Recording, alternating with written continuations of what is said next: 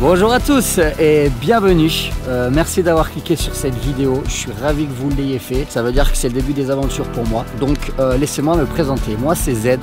J'ai 28 ans. Pas facile de faire ça. J'ai pas l'habitude d'être face caméra, mais je vais prendre l'habitude. Ne vous en faites pas. Donc je suis membre de l'All-In Team depuis sa création. J'ai fait confiance à Baki et Hugo pour leur expertise au poker depuis le départ. Et j'ai même eu la chance d'intégrer la All-In House de Sofia. Cependant, elle a dû fermer plus tôt que prévu. Mais moi j'ai décidé de pas rentrer en France. J'ai décidé de continuer l'aventure, de mettre dos au mur, de prouver qu'on peut y arriver à force de travail. Donc c'est simple, Baki et Hugo m'ont fait confiance, ils ont accepté de me suivre, ils me financent, je suis également coaché et ils me fournissent une bankroll. Donc le but de ces vlogs, le but de mes aventures et de ces vidéos, ça va être de vous montrer comment je vais faire, est-ce que je vais réussir déjà à monter une bankroll. Cependant, j'aimerais prouver qu'on peut dégager des revenus et vivre du poker et être heureux et épanoui. Donc je suis ravi que vous me suiviez dans ces aventures. Bienvenue à tous et je vous dis à très bientôt. Ciao.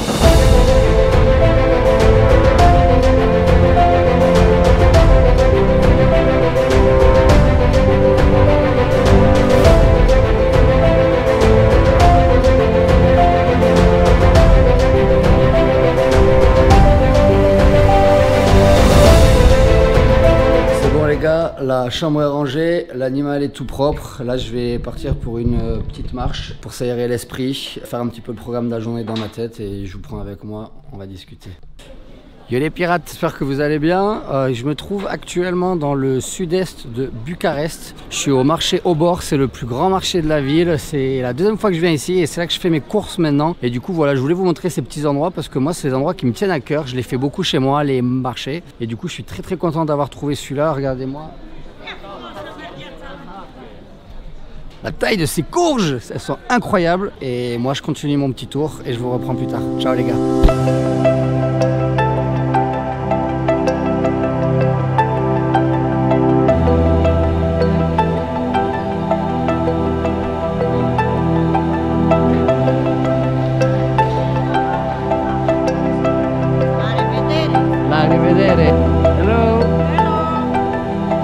Yo les pirates, j'espère que la visite du marché vous a plu. Moi là je sors d'un coaching avec Ra, c'est juste génial. Il nous montre plein de bonnes petites lines à utiliser directement sur les tables. C'est très EV+, tout ça. Hyper content de ce coaching, je suis remonté à bloc. Ça me sert de bon warm-up. Du coup je suis hyper chaud. Je vous reprends à l'entrée du casino. On fait un petit avant briefing et ensuite on se retrouve directement sur les tables. Allez, à de suite, go!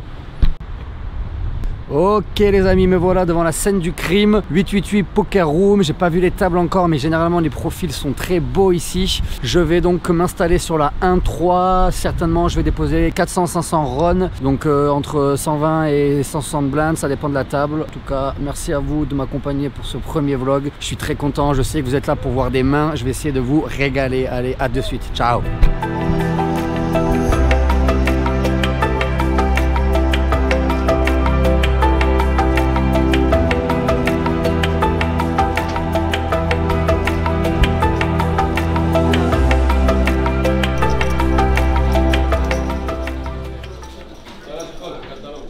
Voilà les gars, je suis actuellement dans la room le 888 pour vous dire que Bucarest, pardon, c'est une place de poker. Regardez-moi ça.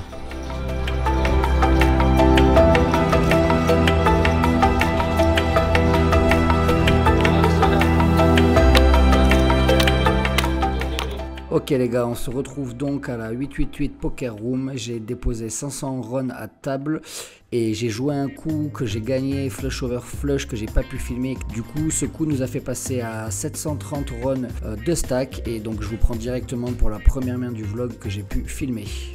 Ok les mecs, nous voici rendus à la première main que j'ai pu vous vlogger. La table est très tranquille, pré-flop, très CS. C'est une table comme on aime dans ce coup là, une straddle de la part de Papy. Tout le monde décide de folder jusqu'au bouton qui décide de call. C'est un joueur assez tranquille que je vais bien manœuvrer post-flop. Avec mon dame 8 ici, je décide d'overlimp dans une autre configuration avec plus de couleurs avant lui, j'aurais pu essayer d'ISO très cher pour arracher le coup, mais là il n'y a pas tellement d'argent de mort. Ça va bien manœuvrer post-flop et c'est pour ces raisons que je décide d'overlimp. On a la grosse blinde qui colle et Papy en straddle qui check. On se retrouve sur un flop dame 8-6 bicolore. C'est pas mon flush draw, mais c'est pas grave, on frappe deux paires, c'est très bien. Ici en multi-way, je vais très souvent bet très cher pour value toutes les dames moins bonnes, les 8, les tirages quintes et les tirages flush. C'est pour ces raisons que je décide de reprendre le lead et de bet 22 dans 24 et malheureusement tout le monde fold. On se retrouve pour la prochaine main et on encaisse ce petit pot. Ok les potos, quelques orbites plus tard, le croupier nous sert 10 et 7 suités au cut-off. On a joueur UTG qui décide d'open 9, alors ça me tilt car je l'ai vu open à chaque fois 11 ou 15. Du coup j'estime ici que ça va très souvent être un sizing faible, ça fait quand même 45 minutes qu'on joue ensemble. Et c'est la première occurrence où je le vois faire 9. En plus de ça, il y a le joueur au hijack qui décide de call, donc sa range est capée ici. Je vais décider de prendre le spot. Il y a un open faible plus une range capée qui colle cet open faible. Je décide de 3 bets directement à 32 avec 10 et 7 suités pour prendre le coup dès maintenant. Malheureusement, on a bouton qui décide de call et on a également cutoff qui colle. On se retrouve sur un flop As 10 7 rainbow. C'est magnifique. On passe d'un bluff pré-flop à une value totale. On a hijack qui décide de check. Ici, quand il check, je pense qu'il peut quand même avoir quelques low à 6 et des tirages. Je vais décider de ces bêtes ici peu cher, 23 dans 109. Ça me permet quand même de value tous les A6, j'ai pas envie de faire trop cher et de les effrayer parce que je représente ici pas mal de gros A6. On a le bouton qui fold et on a notre ami au cutoff qui décide de call. On se retrouve sur une turn qui est splendide, je pouvais pas rêver mieux, c'est le 10 de trèfle qui nous donne full et qui ouvre en plus de cela un tirage flush. Notre ami au cutoff décide de check encore. Quand il a call une fois, je le vois souvent sur un low A6 du style A6, A5, As4, peut-être même qu'il peut avoir des As9, s'il a As10 c'est magnifique. Ici je vais décider de continuer de bet, je décide de bet 50 dans 155, je fais un tiers pour vraiment value toutes ces mains là pour qu'elles me collent et aussi faire payer les tirages flush et malheureusement il décide de folder. On encaisse ce pot et on passe à la main suivante. Ok les mecs, nous voici avec la première premium de la soirée. Je reçois une belle paire de dames au hijack et en plus de ça, comme dans un rêve, on a fiche passif tight en UTG2 qui décide d'open 14. C'est un size assez strong chez lui car jusqu'ici je l'ai vu faire des open à 10 ou 11. Ça fold jusque moi. Évidemment ici ma main quand même elle a besoin de protection. Du coup je décide de le 3 bet en value. Je fais seulement 3x pour pouvoir garder une range que je domine vraiment, c'est-à-dire paire de 10, paire de valet et tous les as que je domine. Et en plus de ça, ça va permettre à paire de roi et paire d'as de me revenir dessus, ce qui ne sera pas le cas si je fais trop cher. Tout le monde décide de folder jusqu'à lui, il tank un petit peu, il regarde combien j'ai, je vois qu'il hésite à me revenir dessus, donc je suis pas très content. Mais finalement, il décide de just call. On tombe sur un flop roi 18 bicolore. Il décide de check ce flop là, il le percute énormément. Il a beaucoup de rois, beaucoup de 10, même si les 10 on les domine, mais il a énormément de rois sur ce board et je pense qu'il va très souvent les checker pour me laisser l'initiative car quand même respecter l'agression ce joueur. Pour nous ici, je pense qu'on a un bet small pour value quand même quelques tirages comme As Valet ou bien un check. Moi in game j'ai décidé de check pour aviser sur la turn car s'il check encore c'est qu'il aura très rarement un roi et je pourrai value tranquillement. Turn tombe un as de pique, c'est vraiment pas la plus belle, ça percute énormément sa range. Même s'il avait as roi, maintenant il fait 2 paires, il décide de check encore. Ici je pense que j'ai fait une petite erreur in game, j'ai décidé de bet small pour essayer de le déséquilibrer et qu'il me revienne dessus avec ses as et ses rois. Ce qu'il a fait d'ailleurs, il a décidé de me raise 75. En fait je me demande si on pouvait pas ici juste check back tranquillement et essayer d'aller à l'abattage. J'ai voulu lui poser une question, j'ai eu ma réponse, 3 bêtes 75 et j'ai décidé de folder gentiment car il a énormément de rois et d'as quand il fait ça. Est-ce que vous pensez qu'il y aurait pu avoir un check back? Je vous laisse donner votre avis en commentaire, ça nous intéresse, je les lirai et on peut en parler. Passons à la main suivante. Ok les mecs, après avoir foldé paire de dames, j'ai perdu quelques petits coups à droite à gauche, ce qui malheureusement a fait retomber mon stack à 330 RON. Ça me laisse quand même un petit peu plus de 100 BB pour manœuvrer sur cette table passive qui est toujours très belle, et c'est à ce moment que je découvre As-Roi off en small blind. On a UTG2 qui est un fiche passif comme beaucoup de monde ici, qui décide d'open 9. C'est un size qui représente pas mal de faiblesses, car le standard à table est plutôt de 12. Tout le monde décide de folder jusqu'à moi. Du coup, ici, je décide de 3 bêtes en value, évidemment. Cependant, il ne faut pas que je fasse trop cher pour lui donner envie de call. Du coup, en temps normal, je ferai 4x, voire un petit peu plus. Mais là, je décide de 3 bêtes 30. On a Grosse Blind qui décide de call. Grosse Blind, c'est un joueur asiatique qui s'en fout un petit peu mettre les sous au milieu. Il est plutôt CS, donc je suis finalement content qu'il rentre dans le coup. Et UTG2 décide de call également. On se retrouve à 3 sur un flop As 10 3 bicolore. J'ai personnellement pas de carreau en main, mais on fera top pair, top kicker. Ici, mon plan in-game, ça a été donc comment est-ce que je vais tout prendre à un As. J'avais l'impression que je pouvais tout prendre en 2 street et que à ce moment-là, le meilleur move, c'était de check pour raise, parce que j'imagine qu'ils vont quand même énormément bet leur As-Valet, As-Dame si je check, car je représenterai pas mal de faiblesses étant donné que c'est moi qui ai 3 bêtes pré-flop. Du coup, j'ai checké pour raise et malheureusement les deux ont décidé de check. À la turn tombe un 3 donc qui fait doublette. Ça m'inquiète pas plus que ça, il y a très peu de 3 dans leur range, même As 3 ça y est pas, parce que je pense qu'il aurait toujours bet au flop. Du coup je suis relativement confiant, je décide de commencer à prendre ma value et je décide de bet 2 tiers pot. J'ai Grosse Blinde qui me colle. Quand il me colle, je pense qu'il a très souvent un As ou un 10 du style Roi 10, Dame 10 avec un tirage du coup, ou tous les As. Il peut avoir As 9, il peut avoir As Dame, As Valet. Je pense que As 10 quand même il me revient dessus très souvent. Du coup je suis plutôt confiant et on a UTG2 qui décide de folder. On se retrouve en heads up et la river est un 8 de cœur qui ne fait rentrer aucun tirage. Ici le pot fait 210. Au vu de ma lecture à la turn, j'estime qu'il a énormément d'As qui m'ont payé 2 tiers à la turn. Du coup il me reste 240. Le pot fait 210. Il est temps de tout prendre à un As et de target ces derniers. Je décide de faire tapis en value. Il m'insta-call. Je suis assez étonné qu'il m'insta-call. Retourne mon As-Roi off, assez confiant de moi. Et l'ami, il nous montre 3 et 2 off, c'est-à-dire qu'il fait brelan. On perd ce coup, je comprends pas trop ce qui se passe. Il a quand même payé pré-flop un 3 bet de ma part à 30 avec 3 et 2 off. Bon, je lui mettais pas du tout ça dans sa range, comme ça. Est-ce que j'ai été puni parce que j'ai pas bet au flop? Je vous laisse donner votre avis en commentaire. Du coup, comme la table est très belle, je décide de recash-in pour pouvoir continuer à jouer sur cette table. Ok les gars, après le désastreux coup avec As-Roi et une petite pause pour bien faire retomber la pression, je redépose 500 runs sur la table et après 10-15 minutes d'attente, je découvre Dame 9 suité au hijack. Il y a un straddle à table, tout le monde décide de folder jusque moi, et étant donné que la table est très CS pré-flop, je vois pas d'intérêt d'open. En plus de ça, du fait de la straddle, je suis beaucoup moins deep.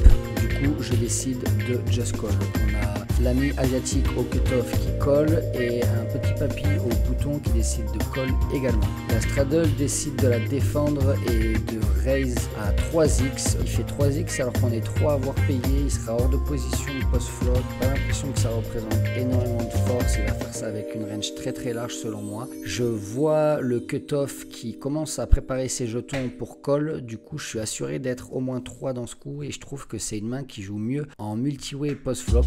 Du coup, je décide de call. Le cutoff call et le bouton call également. On se retrouve donc à 4 sur un flop Dame 6 de bicolore. Straddle décide de ses bêtes un carpote. Selon moi, c'est très faible. Si elle avait voulu prendre de la value, il aurait fait beaucoup plus cher. J'ai l'impression que ça représente pas mal une petite PP. Je vois pas pourquoi il fait si peu cher en multi-way. Du coup, je décide de call pour aviser turn. Et là, notre ami au cutoff décide de nous raise à 100. Il fait un gros sizing. Bouton fold, straddle fold. Et donc là, je réfléchis un petit peu. J'essaie de trouver les mains qui fait ça en bluff. Pas l'impression. Je pense qu'il peut faire ça avec brelan 6, brelan 2. Si je colle, j'ai l'impression que je suis toujours derrière. Il peut quand même avoir Dame 10 off, Dame Valet off, jouer comme ça. Du coup, je décide décide de rester sage et de folder directement. Je lui laisse ce pot et on passe à la main suivante. Ok les amis, comme vous pouvez le voir, la prise de vue a changé. C'est pas seulement pour vous impressionner, c'est également parce que la table a également changé de composition. Du coup, je me suis assis siège 7 pour avoir la position sur 2 joueurs très CS et pouvoir les manœuvrer post-flop. Après quelques dizaines de minutes, je reçois 4 et 3 suités. Du coup là, on n'est que 6 à table, ce qui fait que je me retrouve au cut-off. Donc c'est une main que je décide de limp. Tout le monde a foldé avant moi, donc je limp pour aller voir un flop pas trop cher, car si j'open, je pense que je vais trop me faire call plusieurs fois et les fois où je me fais 3 bêtes, je serai contre le range qui me crush énormément. On a le bouton qui décide de call, la small blind également et grosse blind décide de checker. On se retrouve à 4 sur un flop 5, 6, 7. Pan, c'est magnifique, on fait quinte floppé. Ici on est battu que par 8 et 9, on est aux anges. Small blind et big blind décident de check et là contre 3 range il y a énormément de 5, de 6, de 7, de draw et de 2 paires à value, donc je décide de bet pot. Je fais 13 dans 12, en réalité je pense que j'aurais pu faire mais encore plus cher. Je suis collé 3 fois par les 3 joueurs en face, donc je suis très content ici. Je pense que s'il y avait eu 8 et 9, on m'aurait très souvent raise. Small blind et big blind décident de check à nouveau. Ici, je pense que j'ai moins de value sur les draws, néanmoins je suis toujours face à 3 range et je vais décider de prendre de la value contre toutes les 2 paires et les éventuels brelans qui n'auraient pas raise au flop. Donc je décide de bet 45 dans 64. Encore une fois, je pense que j'aurais pu faire un petit peu plus cher. Bouton décide de call, small blind et big blind décident de folder malheureusement. On se retrouve en heads up sur la river qui est un 2 de trèfle. C'est une brique, c'est à moi de parler et là je cherche le bon size pour bien value les 2 paires et les brelans. Étant donné que 8 et 9 entre le flop et la turn, je pense que ça m'aurait très souvent raise, enfin au moins 9 fois sur 10. Du coup, selon moi, j'ai quasiment tout le temps la meilleure main ici et donc je décide de bet 110 dans 54 pour value les 2 paires et les brelans. Il décide de temps, qui me regarde, il hésite et moi dans ma tête je suis là call, s'il te plaît, call. Et malheureusement, après 30-40 secondes d'hésitation, il décide de folder. C'est dommage, j'espère que j'ai pas fait folder 2 paires, j'aurais peut-être dû faire moins cher. En tout cas, on passe à la main suivante, on est chaud patate. Ok les amis, quelques orbites plus tard, je me retrouve une nouvelle fois avec paire de dames. Cette fois-ci je suis en MP, tout le monde fold jusqu'à moi, je décide d'open 15. En réalité j'aurais pu faire un petit peu plus cher, 18, 20 m'aurait pas du tout dérangé, au contraire. Et le hijack décide de call. Le hijack c'est pas n'importe qui, c'est Nobody, c'est un mec de la team que j'ai croisé à Bucarest. Donc Nobody, si tu regardes cette vidéo, on t'embrasse fort et on espère que ça se passe bien pour toi là où tu es en ce moment. Le bouton décide de nous revenir dessus à 70, il est arrivé il n'y a pas très longtemps à table. C'est un bon roumain bien costaud avec les yeux qui flanchent un peu. Je sais pas s'il est très fatigué ou s'il a beaucoup bu, ça doit être certainement un petit peu des deux, comme beaucoup de monde en Roumanie d'ailleurs. Small blind et big blind décident de fold et la parole nous revient. Ici je pense que si je le 4 bet, je vais faire fold tout ce que je buy, je vais me faire call par des mains où je serai en flip ou qui seront mieux. Du coup selon moi j'ai aucun intérêt à 4 bet et je décide de just call pour garder des mains que je domine. Nobodies s'échappe de là et nous laisse le champ libre pour aller faire la guerre contre ce mec. Et donc on se retrouve à 2 sur un flop roi 8-3. Ici je suis pas très content de voir le roi, il en a énormément dans sa range malgré tout, même s'il y a aussi beaucoup de As-X. Mais le problème ici c'est que si je check et qu'il c-bet, je saurais pas trop où me situer, c'est à dire que j'aurais pas de clairvoyance sur sa range. Il pourra bet comme ça avec des As-X et des Roi X et moi j'ai envie de savoir s'il a un Roi X et s'il en a un, est-ce qu'il est bon ou pas. C'est pourquoi j'ai pris le parti de reprendre le lead directement et lui envoyer pan un tiers dans le visage et de lui poser la question. Je pense que si il me just call, ce sera souvent un roi pas très strong sur lequel je pourrais mettre de la pression turn et river, et s'il me revient dessus, ce sera très souvent As-Roi et je pourrais abandonner tranquillement. Donc face à ce bet, notre ami a décidé de folder, donc je sais vraiment pas ce qu'il pouvait avoir, il a certainement lui aussi eu peur de ce roi. Enfin bon, on prend quand même ce coup, on fait quand même 214 runs, on est content et on passe à la main suivante.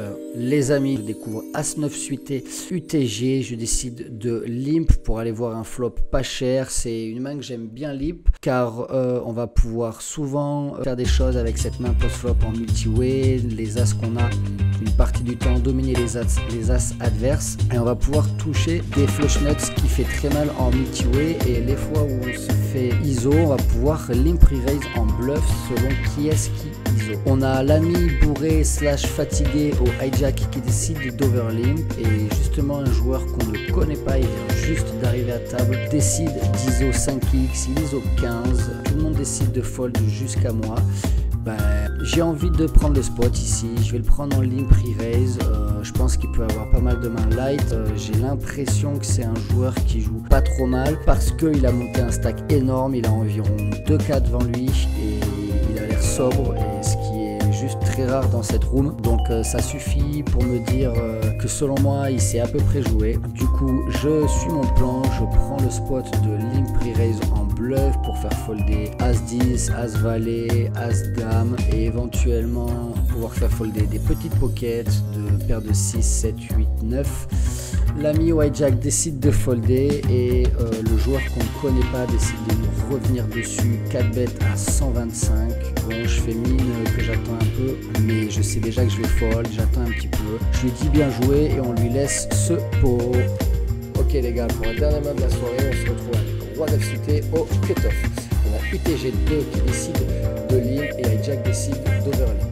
Quant à moi, j'ai pas trop envie d'ISO cette main, car je vais me retrouver très souvent call 2, 3, voire 4 fois, et en fait je vais jouer en multi-way avec un pot qui sera juste plus gros, alors que je peux aller voir un flop pas cher et jouer en position avec une main qui joue plutôt bien post-flop. Du coup je décide d'overlimp, bouton décide de call également, et la grosse blinde décide de check. On se retrouve à 5 sur un flop 7, 5 bicolore.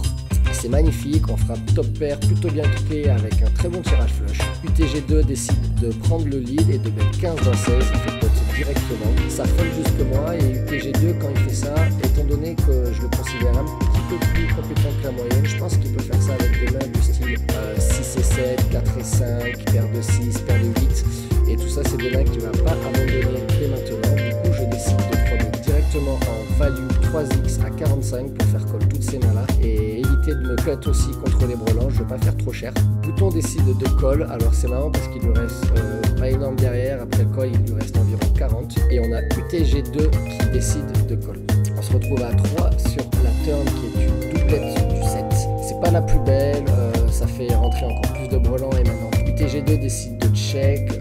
Quant à moi, je remarque que juste à ma gauche, Bouton est en train de préparer ses jetons pour faire tapis directement. Du coup, je check, je le laisse faire tapis lui-même, UTG2 call, et quand il a payé, je me dis qu'il y a énormément de 8, de 2 paires et de brelans maintenant. Cependant, j'ai de très bonnes cotes pour aller toucher une flush. Du coup, je décide de call. La river est magnifique, elle tombe le 10 de trèfle et UTG2 décide de check. Là ici ce que j'ai envie de faire c'est de bet plutôt small pour value tous les brelans et les deux paires, donc je décide de faire 75 dans 277 et malheureusement UTG2 décide de fold. Je suis plutôt confiant, je retourne ma flush et on a Bouton qui me retourne paire de 5 en main et il a fait full house à la turn. On perd cette dernière main. Sur ce coup je décide de me lever, d'aller cash out, j'ai assez joué pour ce soir, la concentration commence à s'évaporer un petit peu.